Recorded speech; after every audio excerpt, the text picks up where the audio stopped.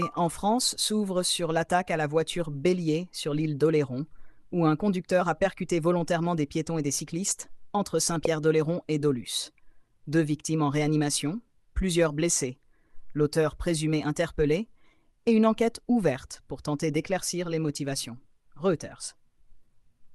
Dans la capitale, l'ouverture du premier espace permanent de Shein au BHG attise la controverse entre file de clients et appel au boycott, sur fond d'enquête des autorités françaises qui menacent de bloquer l'accès à la plateforme après la découverte de poupées à l'apparence d'enfants, sujet hautement sensible à la veille de l'inauguration.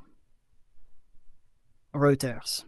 Sur le plan macroéconomique, les services se contractent pour le 14e mois consécutif en octobre, confirmant une activité sous le seuil de croissance, tandis que Bouygues publie des résultats supérieurs aux attentes, portés par la construction, malgré des vents contraires sur les médias.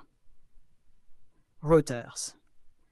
Sur le volet diplomatique, Paris réclame à Téhéran la libération pleine et entière de Cécile Kohler et Jacques Paris, après leur sortie de prison et leur placement à l'ambassade de France, alors que l'Iran évoque une mesure de clémence islamique. AFP.com. En Europe, les inquiétudes grandissent après des survols de drones en Belgique, au point de convoquer un Conseil national de sécurité, pendant que l'Union européenne arrache in extremis un compromis sur ses objectifs climatiques avant la COP au Brésil. AFP.com. À l'international, les États-Unis font face aux suites d'un crash d'un avion cargo UPS à Louisville, avec un lourd bilan humain et une enquête du NTSB lancée pour déterminer les causes exactes de l'explosion et de l'incendie au décollage. AP News. Au Soudan, au moins 40 morts sont recensés à El Obeid, capitale du Kordofan Nord, illustrant l'intensification des combats dans la région. France 24. En Asie, le typhon Kalmaeji a fait plus de 90 morts aux Philippines, avec des destructions majeures et des milliers de déplacés, tandis que l'effort de secours se structure. AFP.com fait divers, dernière 24 heures, focus terrain. À Nice, un cambriolage sous la contrainte a poussé des occupants à se barricader dans une pièce le temps de l'intervention. Dans un autre dossier, un policier a été grièvement mordu lors d'une intervention pour violence intrafamiliale. L'auteur présumé a été interpellé et placé en garde à vue.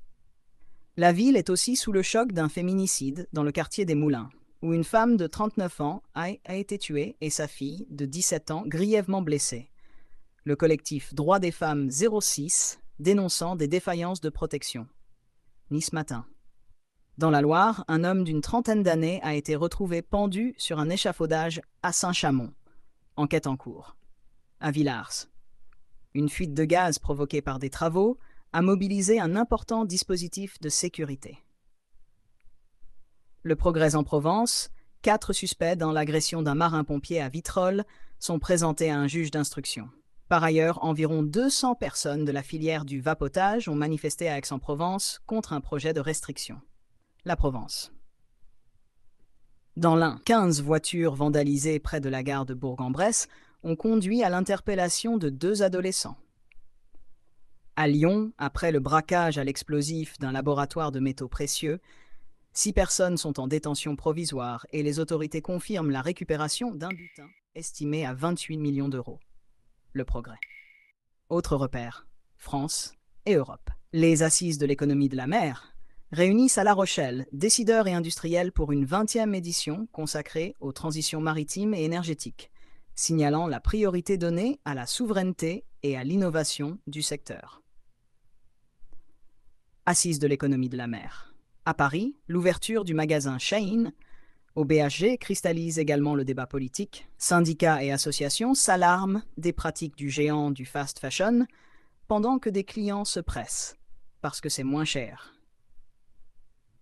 France 24, résumé express des priorités du jour. Sécurité intérieure avec Oléron et les faits divers marquants. Pouvoir d'achat et modèle économique avec Shein. Conjoncture atone des services, mais grands groupes résilients. Alerte géopolitique sur les drones en Belgique et à l'étranger. Crise humanitaire au Soudan et catastrophe aérienne aux États-Unis.